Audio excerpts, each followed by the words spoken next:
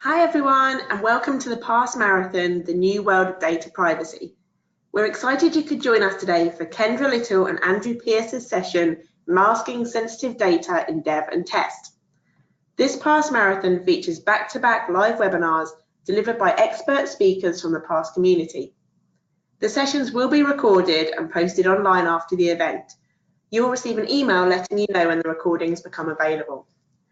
My name is Louise Donaldson and I'm the Virtual Events Coordinator at Redgate. I've just got a few introductory slides before I hand over the reins to Kendra and Andrew.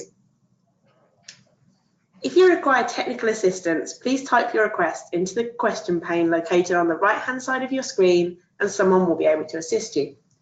The question pane is also where you may ask any questions throughout the presentation.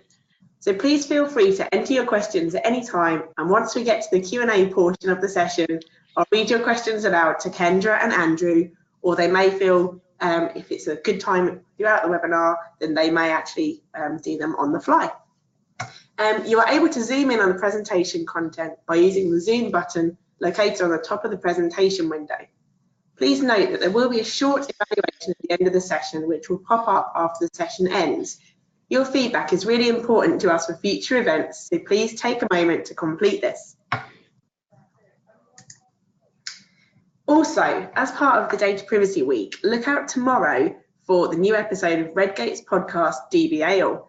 DBAL episode 12, Around the World in 80 Data Privacy Laws, gives an entertaining and informative overview of what we've learnt this week, and they'll also be announcing the winner of our data privacy contest, so don't miss that one.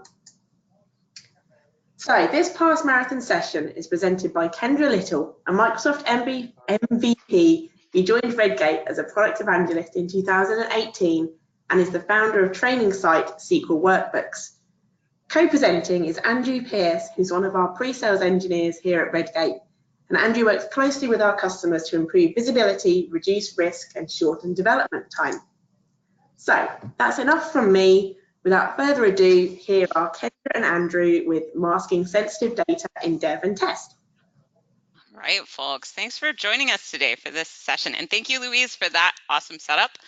My name is Kendra Little, and I'm going to go ahead and get started. The way we're going to roll today is I'm going to show some slides and talk about why does this matter in terms of modern development techniques with doing database DevOps. And then Andrew is going to dig in and to some demos and actually show you. So really, if we want to mask data, how does this work?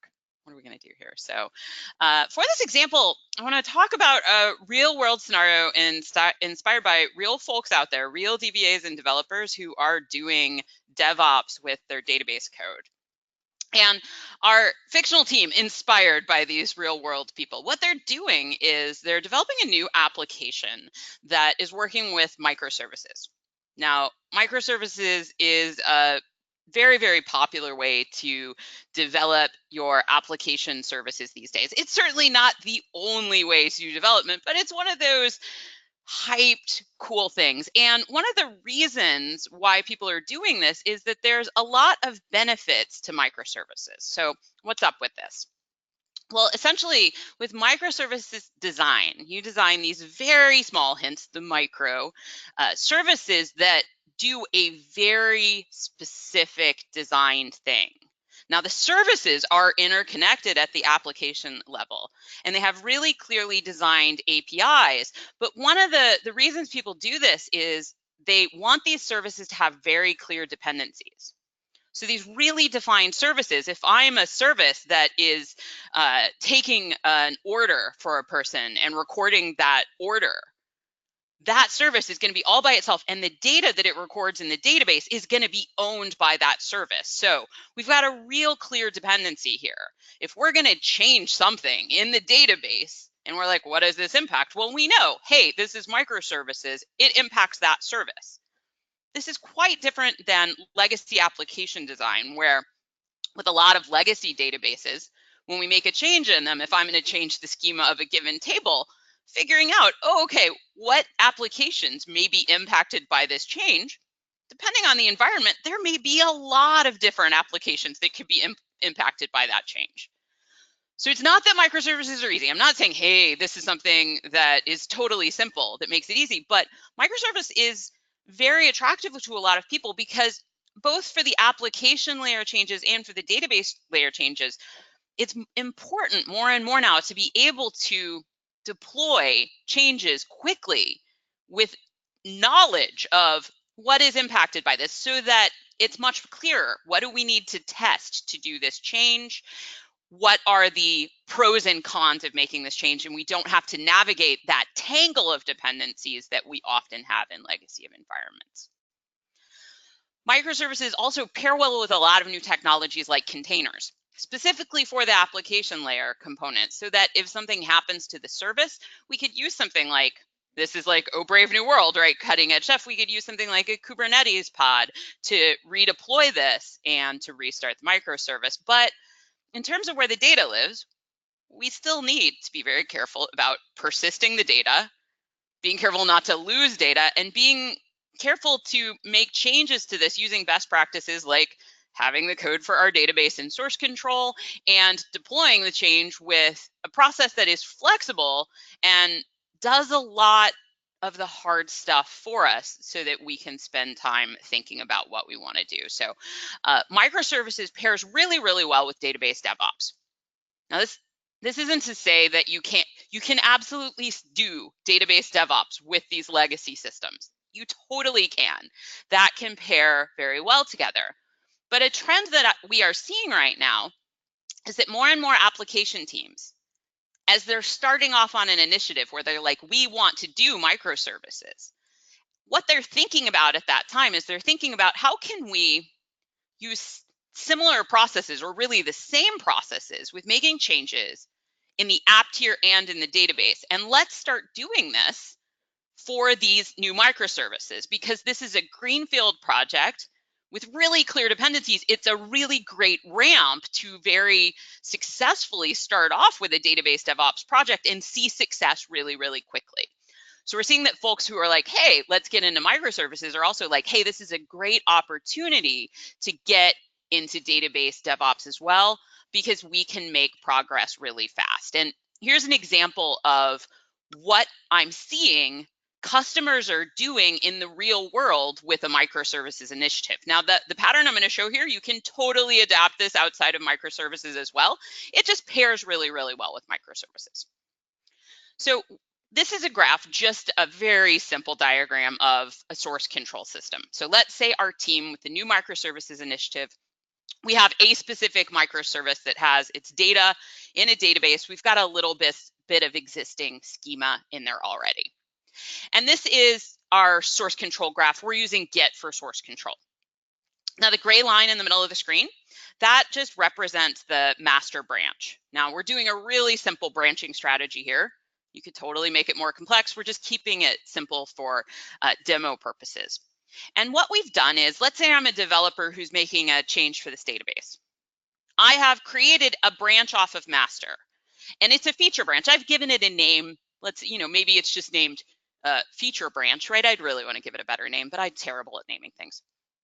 But the reason I want to create a branch is, just like when I'm developing application code, I want to be able to work on my changes in source control without sharing them with everyone else right away, right? I need room to experiment because, yeah, I think I'm going to do it like this. Maybe I need an index, right? Maybe let's see, should I use a stored procedure or a function, right? I may have things that I want to work around with before actually sharing my work with anyone. And the feature branch gives me the isolation I want to be able to make those changes.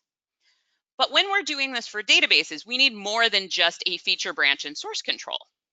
Additionally, we need a database to associate with that feature branch because if I'm writing a query that has a join in it, I need to be able to test that query with the join and does it actually pull back the data I want? I need a database associated with that feature branch, and I want some actual data in it too so that I can actually test things and get a sense of what happens. So what our clients are doing is they create this branch to do their work, and then they very quickly clone a database that is associated with that branch to create a workspace so that as a developer, I can make commits. The blue dots on this line recommend, hey, I'm making commits at this point so that I'm saving my work. I'm creating a kind of checkpoint for my work. I could always undo a commit if I really wanted to, and I can experiment in my branch. Now, if anyone else wants to know what I'm doing, they can just look at the code in my branch. Now, one of the things about the data here is the more realistic and production-like the data is, the better it's going to be for my development. Is the query I'm writing going to take 500 milliseconds or 5 minutes? If I only have a tiny amount of data, that's going to be really hard to tell. What I want is realistic production-like data. But I also need something that is very fast to create, because if I can create this branch in source control really fast. I don't want to wait to restore a large database to associate with that. I want to be able to deploy it really fast. And I have other concerns as well. I want to make sure that if I've got a process with my team where we are doing these things and we're creating branches with private places to work, they need to be safe, secure places to work as well. We don't just want a copy of the production data here if the production data contains sensitive information, right? We want to accelerate our database development and our database testing, but we don't want to just create copies of our customers' names and phone numbers and email addresses and social security numbers and personally identifying information and bank account info. We don't want to create copies of that everywhere. We want representative, realistic data. The more realistic it is, the better, because SQL Server really cares about the nature of that data, the distribution of the data, the size of the data. These are very, very important to the query optimizer when it's figuring out what index should I use? Should I use a non-clustered index at all? Should I scan the entire table? Very important decisions are made by this. So we do want representative data, and we want it to be made really fast. We want it to be able to be created really fast for development, but we don't want this dangerous information in it. Now, so we've cloned that process there, and the secret to this is a lot of what Andrew's going to show you. So what we want is the ability to create this data fast, but we need to be able to mask all of that sensitive data in it. But developing in this branch isn't the only place that using this data is very, very cool and useful in production, because the next step that happens here is that when my code is ready, when I've completed my experimentation and kind of undone some of my mistakes and reset and I'm all set, what I do is I create a pull request to say I want to merge the stuff from my feature branch back into a mainline branch. Now, processes differ as to what exactly triggers a deployment to production. We're totally keeping this simple. So we're saying we're just going to merge into master. And here's the cool stuff that people are doing with DevOps. This is so exciting to me as a data person. They have a policy that says anytime anybody does a pull request to this branch, I want to kick off some automation. And you can do very, very cool things with this. We've got folks doing this with TeamCity. You can do this with Azure Dev Services. Different orchestrators allow you to do this. But you can do things like say, hey, whenever somebody wants to merge code into the main line, I want you to kick off a build of their code. I want to make sure that their code compiles from source control successfully. Now, I love this because as a DBA, more than once, I was actually handed code that wouldn't compile, right? So we're making sure that never happens. But we can do even more than that. After we make sure that the code compiles from source control, what folks are doing is they're saying, okay, after that build, we want to clone off a masked, safe data set that's representative of production. We want to create that database, and then we want to automatically deploy the code that you're requesting to merge in. We want to deploy it to that database, so that the person who's reviewing your pull request, or people, sometimes it's multiple people, but what those folks have is they already have the information that the build succeeded, and they have information that says, hey, here the deploy succeeded to a realistic production-like database. Here's how long it took, right? So that's valuable information. And plus, now I have an actual environment with safe but realistic data in it where I can review the pull request. I can even associate a dev copy of my application with it if I want to run tests from there.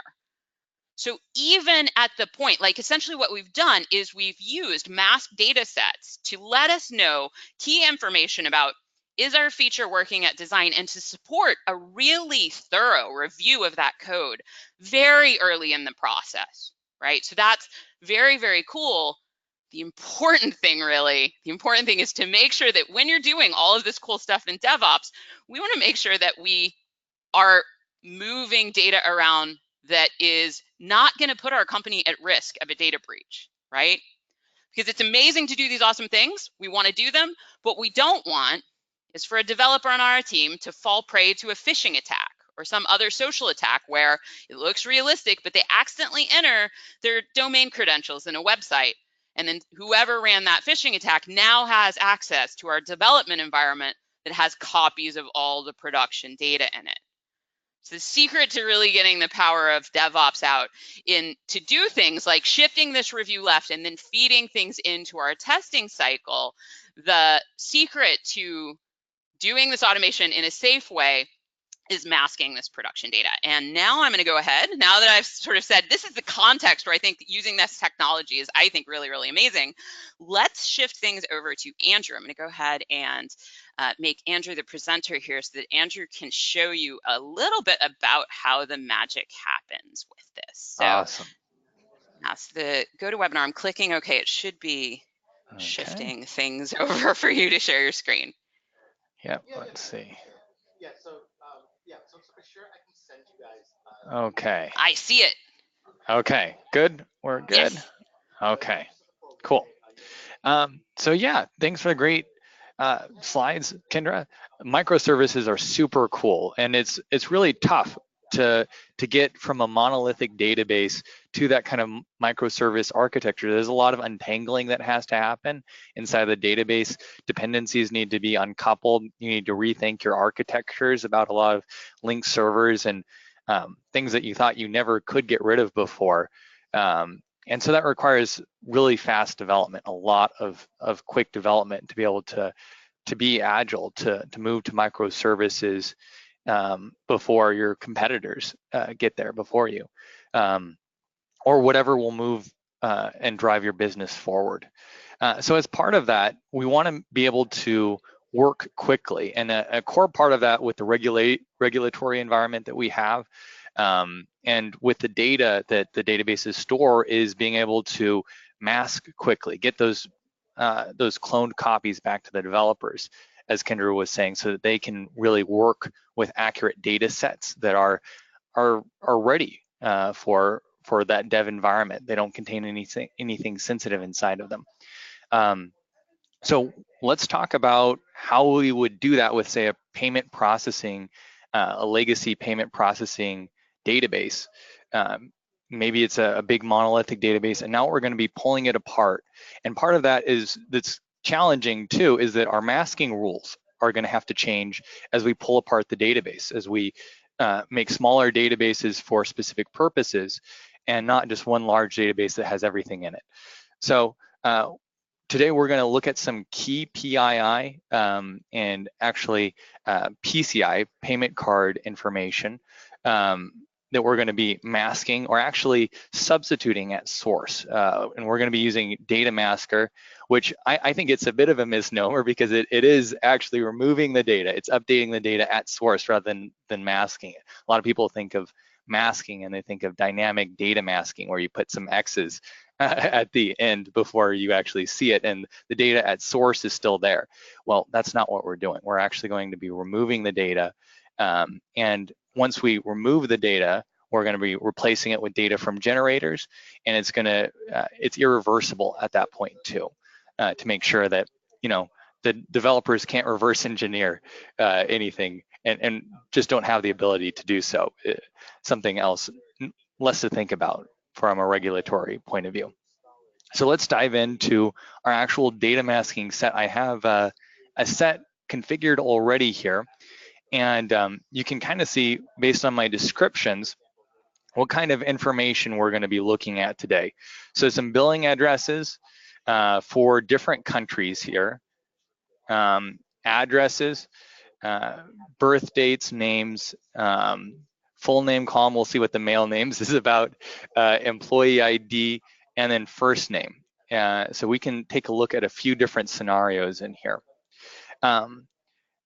One thing to note is that with Data Masker, it actually ingests the schema of our target database. So it understands all the dependencies inside of it. So the primary key, foreign key relationships, the triggers, the indexes, it pulls all of that into your project. And so when you're setting up these rules, it's going to be tailored to your database. It's not going to be just raw scripts. And that's the biggest challenge with masking, is that as soon as the structure changes, you have to change your scripts. They're brittle. Their DML scripts are pretty brittle. So our first rule in here, our first substitution rule that we're running after we disable all of our triggers so that we don't revert anything, and after we've set our target here, which is our widget dev database on my local box, is a substitution rule for our US billing addresses. So let's take a look at that. So this substitution rule is going against billing street right here, billing city, billing state, phone numbers, state code, and then actually latitude and longitude as well. So the street names here, the street addresses is a standard data set, and it's going to actually replace the data inside of our streets with data from that data set. And as you can see, we've got quite a few data sets in here: bank account numbers, company numbers from all different countries, valid hashing credit card numbers for all the major credit agencies in here. You can see Diners, Discover, MasterCard, as well as names in a variety of formats and for a variety of countries, French, Netherlands, Portuguese, etc. And so also another important one, Social Security numbers and social insurance numbers. So really important stuff that we're going to be masking today. This particular data set right here, the zip codes plus state plus county plus town, is one of my personal favorites because it's what we call a correlated data set.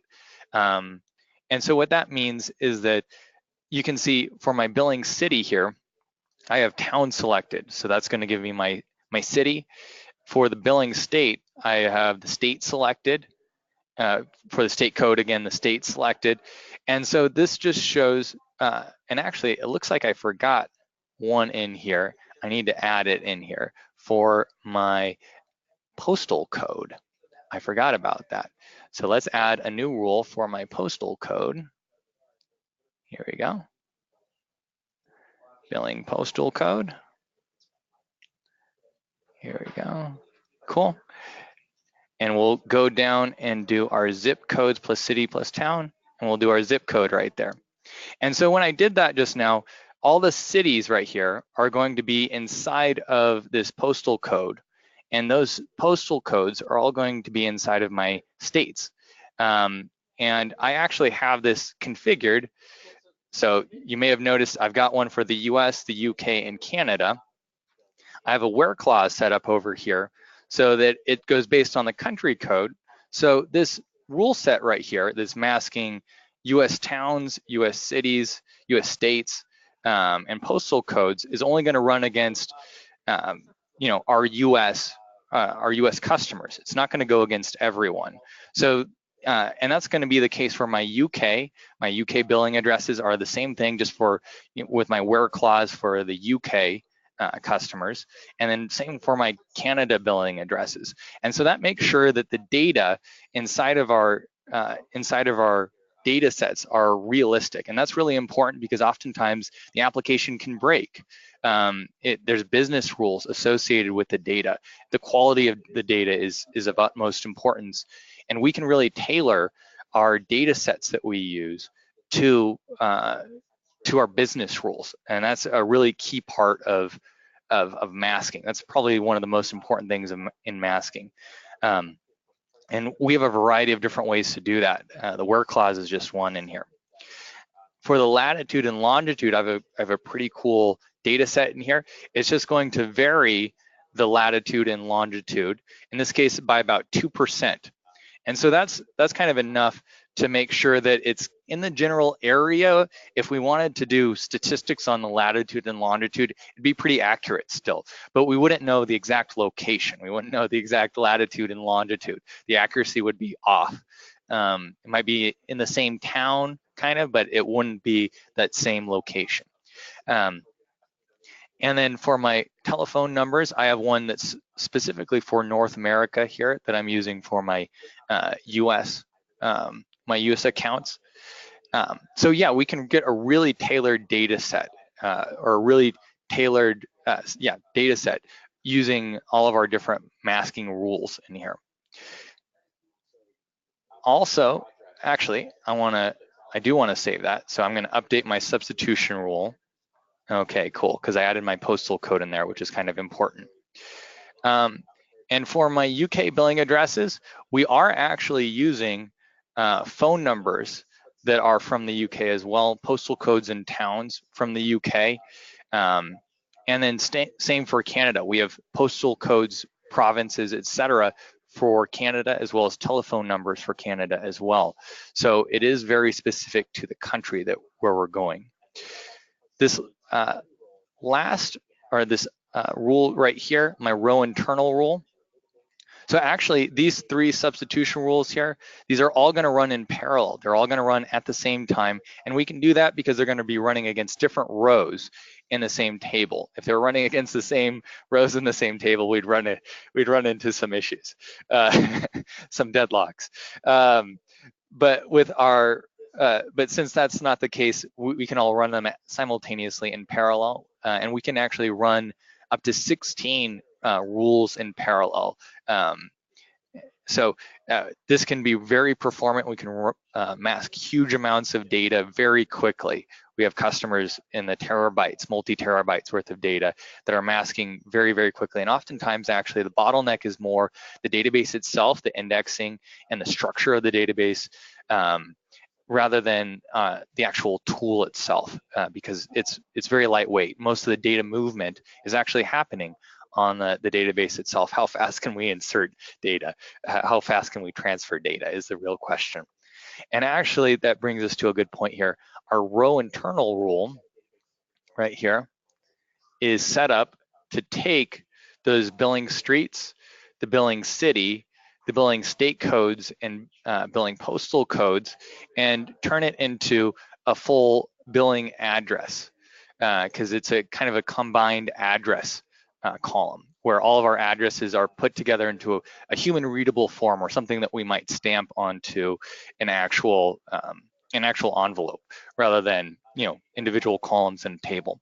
So I have those all combined in a nice formatted way. Between each of these, I'm putting spaces and commas. You'll notice this is just valid SQL right here. We're pulling from our billing street column, the billing city column, billing state code, and we're appending all of these together using the plus signs there. So yeah, that's pretty cool as well. I don't have any where clause on this one because it's just going to go for all of my my billing, all of my states, all of my countries in here. Another rule we have down in here is handling birth dates and names, and this is pretty important. Birth dates are really really sensitive. They correlate to, if you have both the credit card number as well as the birth date, you can do a lot with someone's information. But also, we may want to keep birth dates somewhat intact because we want to keep the distribution of birth dates relatively the same, because we may have business rules that are based on the age. I see that a lot in healthcare. I work with a lot of healthcare companies, implementing this, and people older than a certain age, maybe 90 years old. There's only going to be a few of those people. Not quite there yet, Kendra. We'll be there someday, right? Technology willing, we'll live to 90. But people older than 90 years old, there's only a small number of people that are older than 90, so they need to treat them differently based on the age. Or people under a certain age need to look a certain way. It needs to have certain details that may apply to some but not others. For example, children are often treated differently. Children's data is treated differently than adults. They may be categorized differently inside of healthcare systems. So keeping the birth date relatively intact is pretty important.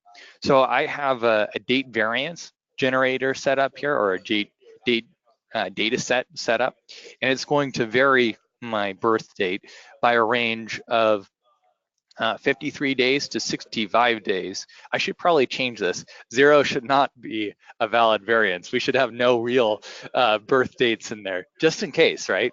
You never know. And so it's going to use a random value from -53 to 65 days on our current birth date. So it's going to vary that birth date by a certain number of days. So the year will probably stay intact unless they're like in January or maybe February or December. Maybe the year will be slightly off, but the age is going to stay mostly intact. So it makes it really tough to track back who this is, provided the number of people that age are large enough. For my first name here, I'm actually doing first names female here because I want to make sure that my data set is dependent on our, or that we have an accurate data set here. So on my DM employee column, I have a gender column as well. So I'm going to do names based on gender. So we're going to start off and we're going to mask all female names. And then we're going to go back through and we're going to do male names after this. Don't worry, we're coming with that. For my last names here, I'm just doing a large list of surnames. And actually something I forgot to put in here, my employee data. Let's add a new column for our employee data right here. There we go. And actually, we'll just null this out. We don't need whatever employee data is in there. It's kind of an optional column I know about. So we'll just null this out altogether. We'll just put null values in there. Cool. And so that way that we don't have any employee data that accidentally sneaks through. Not all data needs to be preserved or masked successfully as long as it's not there for the developers to see.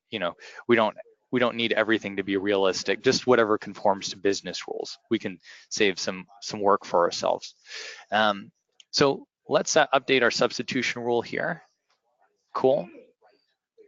And then our next substitution rule, you can see I have another one that's going against our DM underscore employee table here, and it's for male names. And you can see when we open it up, it's just going to have first name is male there, and then a where clause where gender is M. And so the first substitution rule that we did, it didn't have any where clause. So it was running against everything, regardless of whatever the gender was set to be. And so this one will just go back and go through and find all the ones where the gender is M and mask it with male names. So this works really well for tailoring the data sets to our data. For our command rule right here, we're actually taking those first names, last names, and then also there's a title column as well, which is just Mr., Miss, Mrs., and transforming that into a full name. So you can see the command rule is just SQL. I'm just running SQL, but I'm running it in a very specific order. So you might notice that these are indented here. So my substitution rule right here, my command rule, and also the row internal rule, these are all indented below each other. So that just means that they depend on each other. This substitution rule right here that masks our DM employee table isn't going to run at the same time as this previous substitution rule because they could be masking the same records. This first one has no where clause, so it could cause a deadlock if we didn't make them dependent on each other. And then same with this command rule. We want to make sure that we only go back and use those names once they've been successfully substituted. And so we wait until that substitution has finished and then run it afterwards. So we can really structure our rules in a very careful way to make sure that our data is treated the right way. We're going to have accurate data that's provided to our developers. And you can see it's pretty configurable as well. The order in which you can run things and what you can run. Our command rules where we can just run SQL commands kind of can act like the glue between everything. I've done things like data type conversions, encoding conversions, etc. inside of command rules, maybe creating staging tables if you need to stage data from one location to another location, or mask it in between, little things like that. The command rule can work really well as kind of an intermediate to everything else. I have another row internal rule down here, and for this one, I'm actually using, so our imp ID right here, I looked at it, and it's actually a combination. Let's actually take a look at SSMS to take a look at the data itself here, because I do have some of the data open. So in here, you can see I've got I'm selecting from my accounts up here, as well as my DM underscore employee here.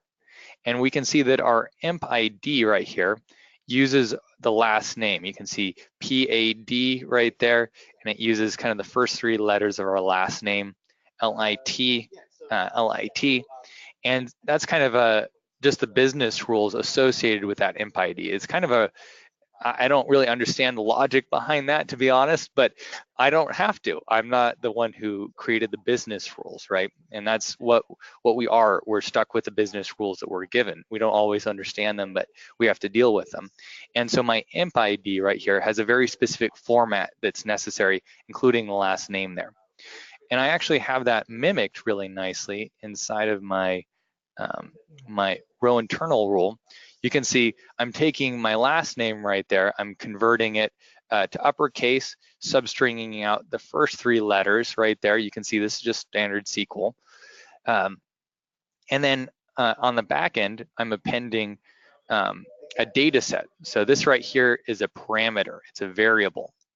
And it's going to be replaced with data from our data set right here.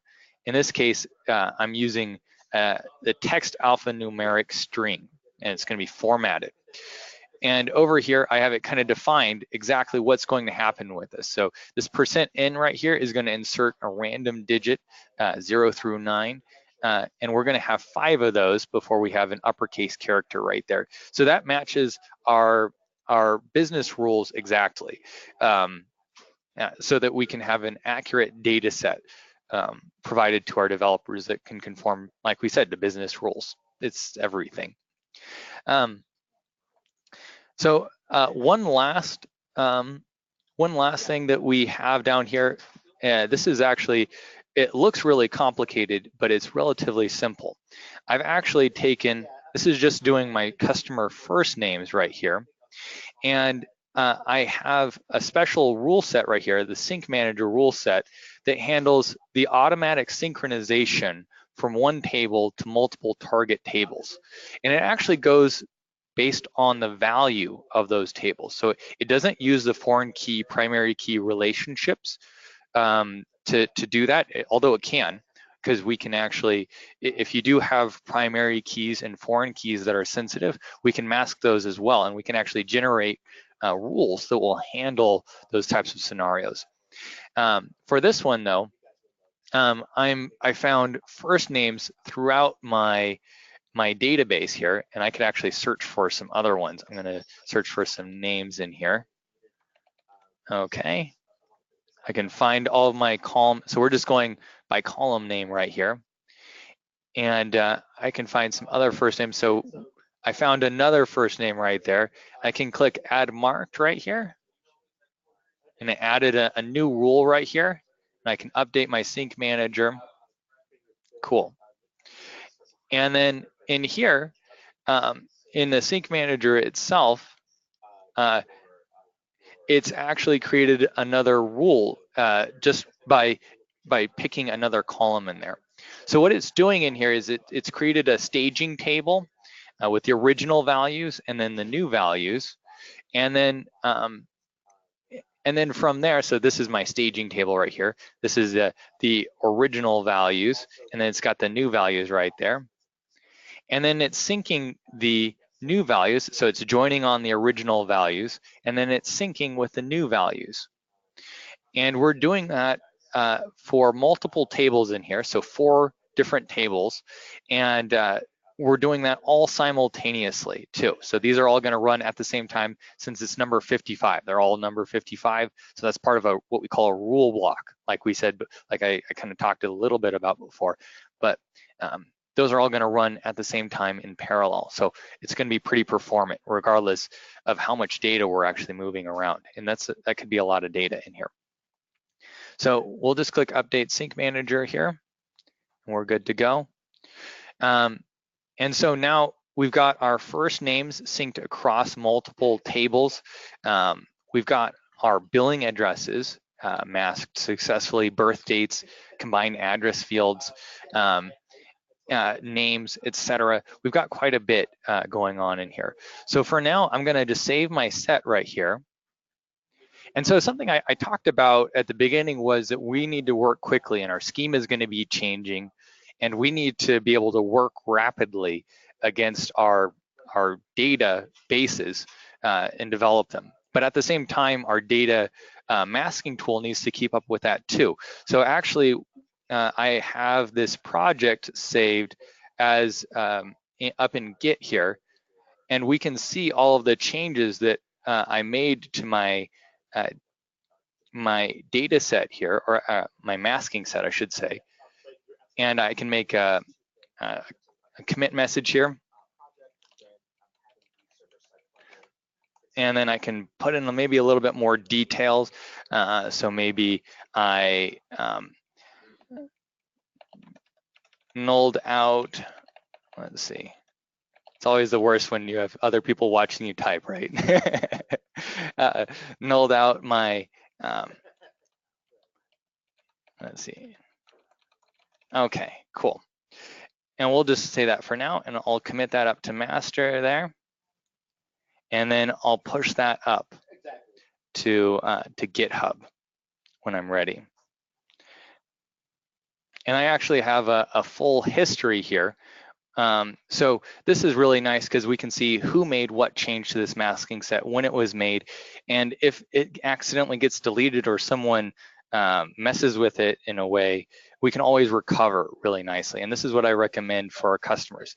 The nice thing about the rules too is that it's all in XML, so it's somewhat human readable.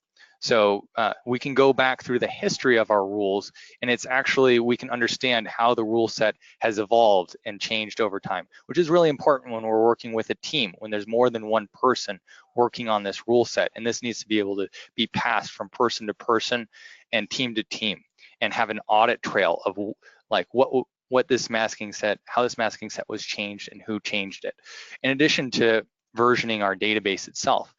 So I'll just push that up, and we'll X out of that. So now that we've made these changes, we can just run this masking set here. So we'll run our rules against our live database here.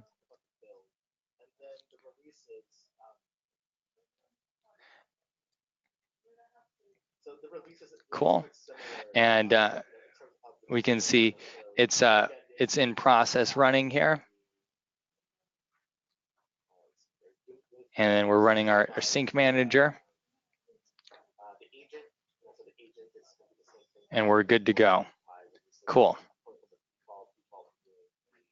And then we can go and take a look at some of the data in here. So I'll just execute this really quick. And we can see, so some of the things you'll notice, this is our first names here. I've got some of my first names pulled up, or my customer ID 01, Brain right there, Ruby, and then Ruby down here, Brain and Ruby, Danny 05, Danny 05. So everything has been masked successfully across my first names here, as well as we can see my full names, got my Mrs. Bridget Cogdill there, the new first names, as well as the employee ID was successfully updated. And then my billing address is fit for stamping on someone's envelope here. We can see the postal code, etc., all formatted really nicely, as well as the latitudes varied slightly in here as well. So yeah, I guess let's open it up for questions. Make sure you guys have some time to ask questions, and we can address all of those. This is really cool because we can actually automate this too. We can run the masking set via the command line to automate this. This also really plugs in nicely to our SQL clone tool as well, so that you can clone off these copies of masked databases to all of your developers, to test environments, to QA environments, and they can have really high quality masked data ready for them as soon as it's spun up. So yeah, it's pretty neat, and that can actually be automated as well via PowerShell. So having an automated data delivery process is pretty neat. So yeah, this is one area that really excites me. So yeah, I want to make sure we answer questions though. So let's take a look. All right. I think Guys. Louise is coming back. There's Louise. I am. Hi guys. Thanks so much for the session. It was great. A great dual act there. Thanks very much. So we have had some questions that have come in throughout the session. The first one is, how do you make the masking fast for things like Kendra described in the build? Yeah. So how do we tie these together, I think? So Andrew mentioned, you mentioned that like with multi-terabyte databases, I can't say the word databases. It's kind of a key word. You know, that you were saying you can use parallelism and mask them really fast, but we don't want, like, when we're doing something like an automated build process, we don't want to like do the masking live in the build. So Andrew just alluded to this at the end of the process. You do the masking when you create an image, and Andrew knows a lot of. Andrew, do you want to kind of describe what's the difference between an image and a clone, and what do we use in the build? I guess that's kind of the key question here. I could tell you, but I could also show you. If we want to go a little off script, I have it ready just in case. I love to go off script. Me too. So I actually have clone up here like I described, and I'm going to create an image. So this fits really well into the backup restore process. So I'm taking a backup that was created off of a prod database here, and we're going to be restoring that to create our image, and the image is going to be kind of our source. We're going to be creating clones off of our image. The image has the full data, the full schema inside of it. And the clones are really just differencing disks. They're a little bit on top of whatever that source image is. So here's my backup file here. This is our proprietary SQL backup format, Redgate's proprietary SQL backup format, but it could also ingest BAK as well, so just the standard SQL backup files. And then we're going to pass it the masking set that we just made. So I'm going to browse out, and here's my masking set right there. It's just XML inside that masking set. You saw we had it versioned there. And then we're going to hit continue here. We're going to place that image onto a file share that can house it. And then we're going to give it a name right here. So we'll call this, maybe call this pass. Okay. Why not, right? I love widgets. Me too. I love widgets. It's such a general name. And so this will be pretty quick because the image that I'm using isn't that large. I don't want to bore anyone with my image creation, but normally, because this is the image is the full size of our database, it can take a while to spin up if you've got a multi-terabyte database. It's the same amount of time as a full backup restore, because that's what it's doing on the back end. And it's actually right now, it's running the masking set against that restored backup file. And you can see we have our... I love how you showed the parallelism of tasks in the demo, right? So if your masking seems to be taking a while and you aren't parallelizing anything, so you could kind of go through and look for what might I be able to parallelize to tune that. Exactly. Yeah. And you can tune it really well. We have some documentation on improving the performance as well. Like I mentioned before, indexing is pretty key to making sure that that performance is good. And so you can see our image here is modified. It's masked at source now. So every clone that we create off of it, so we could create a clone off of it right now. And we'll call this maybe,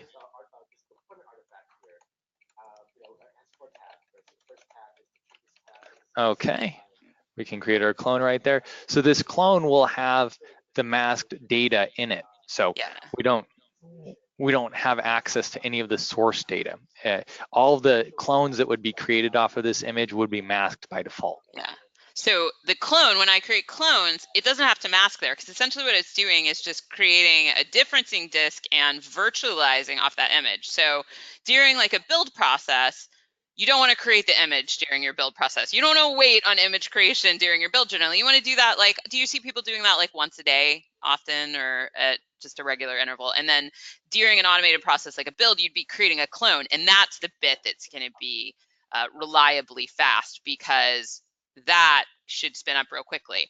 Now, one thing, if you are like deploying a change to this, where you're like, let's say this is a big database, and the change you're merging in or whatever you're doing that's triggering this automation, if that change is like creating an index on a 50 gig table, it may take some time for that index to create. But that's actually really useful information to know, especially if you're doing it in something like where somebody's going to review a pull request, because they're going to want to know, hey, how long does this take to create? Is that going to be an issue when it goes to production, right? Because that's actually useful, that it's a full-size data set and it could take a while to deploy the change. I think that's a positive, that that's not necessarily fast, because I want that to be production. Like, oh, I should stop talking. Look at this. I know, I love doing this. I love sneaking in like little bits of cool information on here. So I've actually implemented SQL clone along with data masker as part of my build. And so it's actually creating a clone off of my latest copy of prod. So it's picking up the image name of my latest copy of prod right there, creating the clone for it, and then we're doing a deployment to it. So this is after we do some build validation right here, some tests. You'll have to watch our DLM, our DLM webinars, or our SQL change automation webinars, in order to see what those builds and test steps do.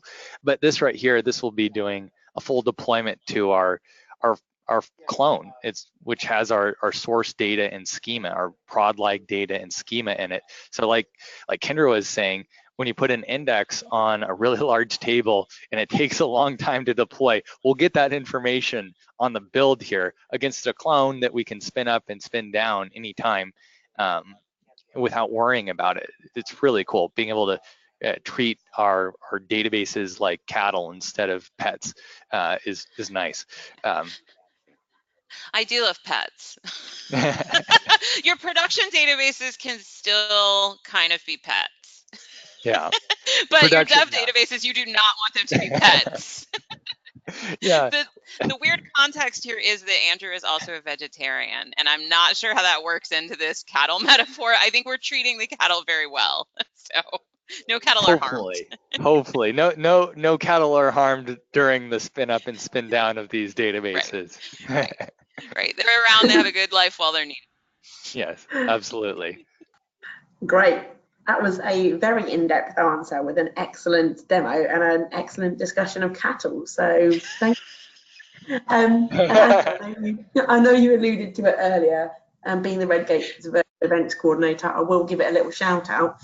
So Andrew is doing a follow-up webinar for this one, which will actually go into a lot more detail on the standardize and automate and SQL change. And that is actually on Wednesday, the 12th of June. So if anyone does want to sign up for that one, you can do so on redgate.com/webinars. So on to our next question, which is, how do I know which columns need to be masked?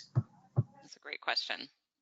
Yeah, a lot of data people, developers and DBAs, right? You inherit a database and you're like lucky if you can find out first, like what I'll use as the database, right? Like, you know a little bit about it, but like you're like even discovering what's in the database, you're like, oh, who actually knows? So what are tips on figuring out how do we know what to be masked? I'm totally punting this one to you first. I'm thinking. Okay, let's do it. So a common thing is column names. Hopefully your column names are pretty decent, and going by column name can help initially. Like we said, the names is a pretty pretty traditional ones: social security numbers, addresses. Typically those column names will be labeled appropriately. If they're not, which can definitely be the case, I've worked with people with Dynamics databases where it makes a bunch of tables with random name and columns with random names, and it's really tough to tell what's sensitive and what's not. It comes down to knowing what what's inside of your database, and really going through with maybe an audit team or someone to figure out, identify what those sensitive columns are, where the sensitive data lives, cataloging it, and then keeping track of that, keeping it like a living document. This is kind of alluding to data cataloging as kind of a important feature. Yeah. So you reminded me while you're talking, I knew it was best to punt to you because what you said reminded me of, and this is totally not my idea. This is a customer who had this idea who I was just like, you're smart. We have a customer who's a DBA, and she realized this is a big issue with their databases and their dev environment. But she's very busy. She didn't have time to do all this herself. This is why she's smart, is she figured out different business owners who kind of are product owners for, how they, so she knows, like, for this database, for this application, here's the people who are kind of in charge of this, but they're not developers. These are actually people on the business user side. And she made them aware of the issue. And since they kind of own the product, they're the people who sort of own what is the sensitive data and how is it being used in the dev process. So she enlisted them not to design every single rule, but to help identify those columns and identify, like, hey, what's the nature of the data in these columns and how should it be masked? And then that business user, in some of these cases, she was able to even successfully get them to rough out a lot of the rules in the tool, because the tool is pretty friendly. Like, the business user may not come up with the most tuned rule, or they may have some things where they're like, hey, I need you to help me with some of the SQL in here. But a lot of it, it's pretty friendly to business users too. So that might be, I'm looking at, okay, this may not be a DBA, they may not even be an IT, but like, who owns this product? Because it's really important to those people. Is the data being protected? Like, this key interest to them. And they do not want there to be a data breach of their product and to become famous for that. Yeah, with GDPR, I mean, the consequences are pretty high. And GDPR or GDPR-like rules are everywhere now. So yeah, absolutely, it's in the business interest to make sure that those columns, that the data doesn't get back to environments where it shouldn't be, that it's not leaked accidentally. And it's amazing how many US businesses are taking GDPR seriously, as they should. So this isn't always that noticeable to people in the United States when they're in the United States. But as soon as you start traveling outside of the United States, you have like an IP address in Europe. If you visit some of the websites you normally visit in the US, you will often be greeted by a banner that's like, by the way, we will not sell stuff to you because we cannot handle the GDPR data rules. And we are afraid of this regulation because they aren't doing everything they should with their data yet, and they are really, really worried about data breaches. So handling those rules properly, taking care to protect your data can actually help your company do more business in very important ways. Absolutely. I have to use a VPN from Europe to buy clothing at some of my favorite sites. Even if I'm having it shipped to the United States, right? I'm not even having it shipped because I'm on a short trip, but whatever. Yeah. Okay, guys, so we've got one very quick last question, which if you can sum up in a sentence or two, as we have a minute to go, is, does SQL clone, basically, can you purchase SQL clone and data masker separately, or do they come as a package? How does that work? Quick summary, please. Yes.